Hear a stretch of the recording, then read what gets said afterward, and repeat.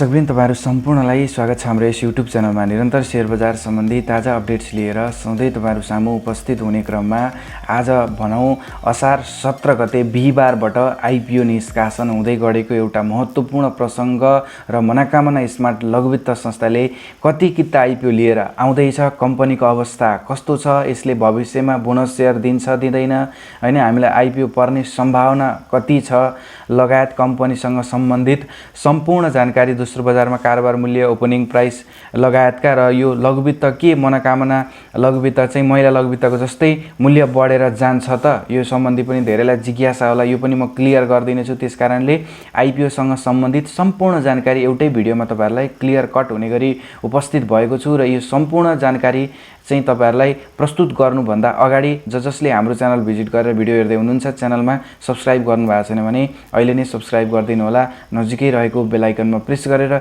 भिडियोमा एउटा लाइक दिनु होला ताकि यस्तै नयाँ जानकारीहरु चाहिँ तपाईहरुलाई समयमै अपडेट होस्। र मनोकामना स्मार्ट लघुवित्त संस्थाले चाहिँ 100 रुपैयाँको दरमा 3,89,000 किता आईपीओ बिक्री खुला गरेको छ र यसमध्येमा 0.5% अथवा भनौं 6058 किता कम्पनीको कर्मचारीका लागि र 5% ले हुन आउने 19,450 किता म्युचुअल फन्डको लागि छुट्याएर बाँकी रहेको 3,63,492 किताका लागि हामी जस्तो पब्लिकले यसमा आवेदन दिन पाइन्छ। र मनोकामनाको आईपीओमा तपाईहरुले न्यूनतम 10 कितादेखि अधिकतममा 1000 कितासम्मको लागि आवेदन दिनुहुन्छ र न्यूनतम 10 किता बाँड्नुपर्ने प्रावधान रहेको कारणले तपाईहरुले बढीमा 20 कितासम्म दिनु होला, किनकि एक्स्ट्रा 1 किता मात्रै हात पार्नुहुन्छ है, 10 + 1 हुन्छ। अब यो सम्बन्धी जानकारी तपाईहरुलाई प्रस्तुत गर्ने क्रममा रेटिङ के कस्तो पायो त भन्दाखेरि यसलाई क्रेडिट रेटिङ एजेन्सी चाहिँ इक्रा नेपालले मनोकामना स्मार्ट लघुवित्त संस्थालाई चाहिँ यसलाई BB- रेटिङ प्रदान गरेको छ र यो चाहिँ औसत जोखिम रहेको भन्ने जनाउँछ र यो रेटिङ भन्ने कुरा यसको गत फागुन 11 गते गरेकोले 1 वर्षसम्मको लागि मात्रै भ्यालिडिटी हुन्छ है। र अब हामीले कति किताको लागि आवेदन दिने पनि मैले भन्दै गए तपाईहरुलाई है, बढीमा 20 किताको लागि आवेदन दिनु होला भनेर भन्न चाहन्छु र कम्पनी सम्बन्धी अलिकति जानकारी दिन चाहन्छु। मनोकामना स्मार्ट लघुवित्त संस्था लिमिटेड चाहिँ कम्पनी ऐन 2063 बैंक तथा वित्तीय संस्था सम्बन्धी ऐन 2073 बमोजिम स्थापना भएको कम्पनी हो र यस लघुवित्तको रजिस्ट्रार कार्यालयको कुरा गर्नुहुन्छ भने रूपन्देही जिल्लाको सिद्धार्थनगर नगरपालिका वडा नम्बर 5 मा रहेको छ र मनोकामना स्मार्ट लघुवित्त 2074 साल असोज 25 गते कम्पनी रजिस्ट्रारको कार्यालयमा पब्लिक कम्पनीको रूपमा दर्ता भएको हो। त्यसकारणले योसँग त्यस्तो लामो सञ्चालन इतिहास छैन। भर्खरै मात्र यसले मनोकामना र स्मार्ट लघुवित्त संस्थालाई गाभेर 2077 साल साउन 11 गतेदेखिको चाहिँ यसले एकीकृत कारोबार चालु गरेको हो। त्यसकारणले यो अत्यन्तै छोटो चाहिँ यसको स्थापनाकालीन अनुभव रहेको छ र हाल यस लघुवित्त संस्थाको चाहिँ लुम्बिनी प्रदेशका 12 वटा जिल्लामा 37 वटा शाखा कार्यालयहरुबाट चाहिँ कारोबार गर्दै आएको छ र आवश्यकता अनुसार नेपाल राष्ट्र बैंकको स्वीकृति लिएर यसले शाखा उपशाखाहरु खोलेर कारोबार बढाउन सक्ने अवस्था देखिएको छ। अब कुरा गरौं यस लघुवित्तको आईपीओ कति जनाले हात पार्नुहुन्छ यो सम्बन्धी डिटेलमा जानकारी। अब कुरा गरौं यस अघि ज्योति लाइफको चाहिँ 18 लाख भन्दा बढीले आवेदन दिनु भएको थियो। जीवन विकासमा कुरा गर्नुहुन्छ भने 20 लाख भन्दा बढीको परेको छ र यसमा पनि अत्यन्त धेरै पर्छ, आईपीओमा क्रेज सधैं छ भन्ने कुरो हामीलाई थाहा हुन्छ। र यस लघुवित्तले सर्वसाधारणको लागि खुलाको 3,63,492 किता मात्रै हो हामीले भर्ना पाउने। यस आधारमा भन्ने हो भने अब जतिको आवेदन पर्छ, आवेदन त ठ्याक्कै यतिको पर्छ भनेर अहिले नै भन्न त सकिदैन हैन।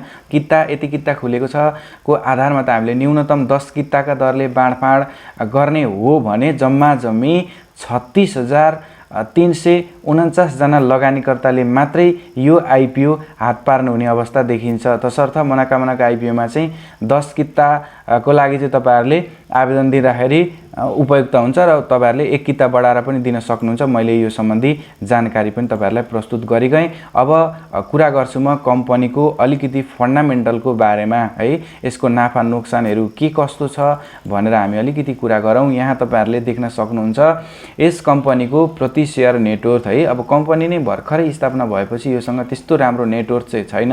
लघुवित्त संस्था भए पनि यसको 76-77 को आधारमा हेर्ने हो भने 110 रुपैयाँ 84 पैसा मात्रै रहेको छ यसको प्रति शेयर नेटवर्थ। यो चाहिँ अलिकति न्यून हो, हामीले यस अर्थमा आकलन गर्न सक्छौं।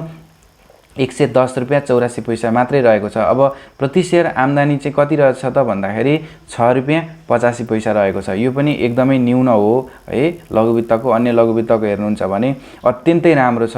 100 रुपियाँ भन्दा माथि रहेका छन्, 85 रुपियाँ छन् कसैका हैन। त्यसकारणले गर्दाखेरि लघुवित्तको यो भनेको एकदमै न्यून हो। मनोकामना स्मार्टको अहिले 6 रुपियाँ 85 पैसा मात्रै रहेको छ। र आगामी दिनको यसको प्रक्षेपण हेर्नुहुन्छ भने 77-78 मा आइपिओ निष्कासन पश्चात चाहिँ यसको राम्रो प्रोग्रेसिभ गर्ने टार्गेट राखेको रहेछ। यसले 132 रुपियाँ 88 पैसा चाहिँ नेटवर्थ बढाउने भनेको छ भने 26 रुपियाँ 51 पैसा चाहिँ यसको प्रति सेयर नेटवर्थ बनाउने भन्ने कुरो यहाँ उल्लेख गरेको छ। अब यो अनुसार लक्ष्य हासिल गर्नको लागि यसलाई चुनौती नै रहेको छ। अब सरसर्ती यसको बारेमा रेटिङ सेटिङ भने मैले र अब यसको धितोपत्र खुल्ला हुने भनेको 17 गते भइगयो आजबाट र तपाईहरुले अन्तिम मिति भनेको चाहिँ 21 गते बैंकिङ समय पश्चात चाहिँ तपाईहरुले भर्न पाउनुहुन्न। त्यसकारणले 21 गते 5 बजेसम्म मात्रै हो है। असार 21 गते 5 बजेसम्म मात्रै भर्न पाउनुहुन्छ र दोस्रो बजारमा यसको लिस्टिङ गर्ने लगायत सम्पूर्ण काम चाहिँ एनएमबी क्यापिटलले गर्छ। यसको बिक्री प्रबन्धक यसलाई नियुक्त गरिएको छ। अब यस लघुवित्त संस्थाले चाहिँ हामीले भरेको आइपिओबाट उठाएको पैसा के गर्छ लगायतका यसका कम्पनीहरुको सञ्चालन इतिहास लगायतका कुराहरू हामीले आकलन गर्नेछौं। तर यसको शाखा हेर्नुहुन्छ भने शाखा पनि 37 वटा शाखा मात्रै रहेको छ। यसले भविष्यमा शाखा बढाउने चाहिँ यसको टार्गेट रहेको छ है। यो कुराबाट चाहिँ हामीले ख्याल गरौँ र यसले चाहिँ बैंक तथा वित्तीय गैर सरकारी क्षेत्र हैन शैक्षिक क्षेत्र कृषि उद्योग र व्यापार क्षेत्र व्यवस्थापनमा लामो समयदेखि कार्यरत अनुभवी प्रशिक्षण व्यक्तिहरू चाहिँ यस लघुवित्त संस्थामा रहेको भनेर यसको प्रोस्पेक्टसमा पनि यहाँ उल्लेख गरेको हामीले देख्न सक्छौं नर्मल्ली हैन।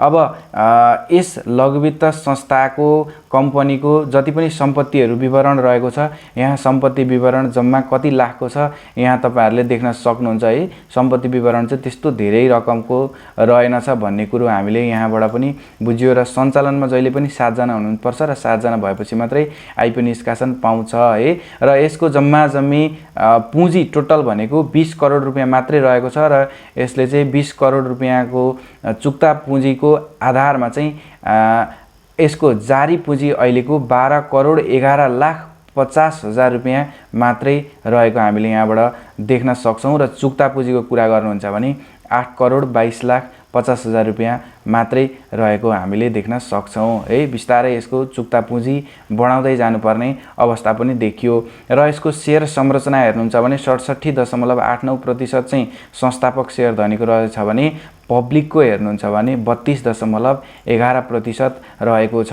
यी अघि पनि मैले जानकारी दिए तपाईहरुलाई। यहाँका संस्थापकहरूको बारेमा कुरा गर्दाखेरि गोयल स्टिल उद्योग प्रणाली गोयल स्टिल सिमेन्टमा कार्यरत त्यसै गरेर फलाम सिमेन्ट उद्योगमा काम गर्ने अनुभवी व्यक्तित्वहरूको चाहिँ यहाँ संस्थापक हुनुहुन्छ र सञ्चालकको विवरण पनि यहाँ भनेर उल्लेख गरिएको छ। यहाँ सञ्चालक पनि तपाईहरुले देख्न सक्नुहुन्छ है। विगत उहाँहरुसँग कति वर्षको अनुभव भनेर खासै लामो अनुभवी व्यक्तित्वहरू त हुनुहुन्न हैन।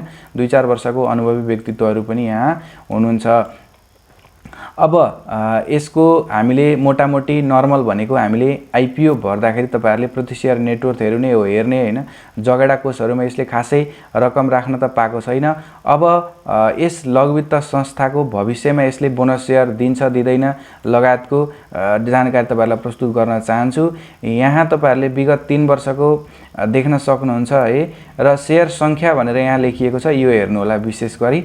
र शेयर संख्यामा बढाउँदै जाने प्रक्षेपण चाहिँ यो 3 वर्षसम्म यसले उल्लेख गरेको छैन है। 77 78 र 78 79 र 79 80 3 वर्षसम्म यसले यहाँ चाहिँ उल्लेख गरेको छैन। अब यसले दिन सक्छ सक्दैन त्यो चाहिँ कम्पनीको बारेमै भोलि पर्सि थाहा होला।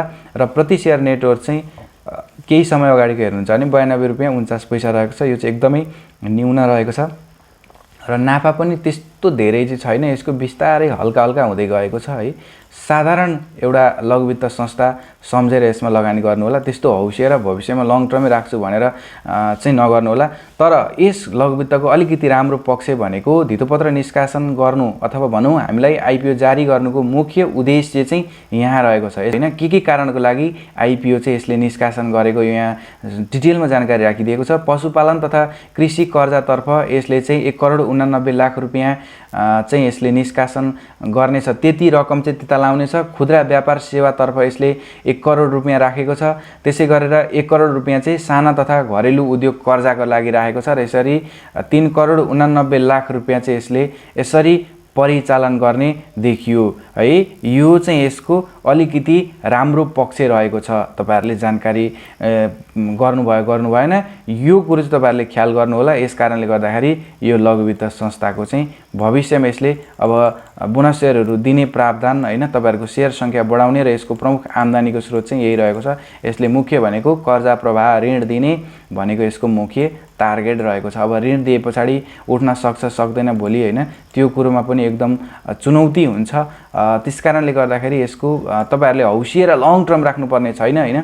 जहिलेसम्म बढ्छ बढुन्जेल होल्ड गर्ने हो। मलाई चाहिँ जहाँसम्म लाग्छ यसको त्यस्तो 3-4 हजार हुन्छ जस्तो चाहिँ लाग्दैन। अब कर्नरिङ भयो भने त पुग्न सक्छ, किनकि किता संख्या एकदमै न्यून छ हैन। पर्ने संख्या पनि त अब 36 लाखले 36,000 को हाराहारीले भेट्नुहुन्छ भनेपछि एकदमै न्यून छ। त्यसकारणले कर्नरिङ भएर माथिसम्म गयो भने जबसम्म कर्नरिङ हुन्छ तपाईहरुले होल्ड गर्नुस् र घट्न थालेपछि बेचेर बाहिर निस्किनु नै यस लघु वित्तको लागि तत्कालको लागि उपयुक्त हुन्छ।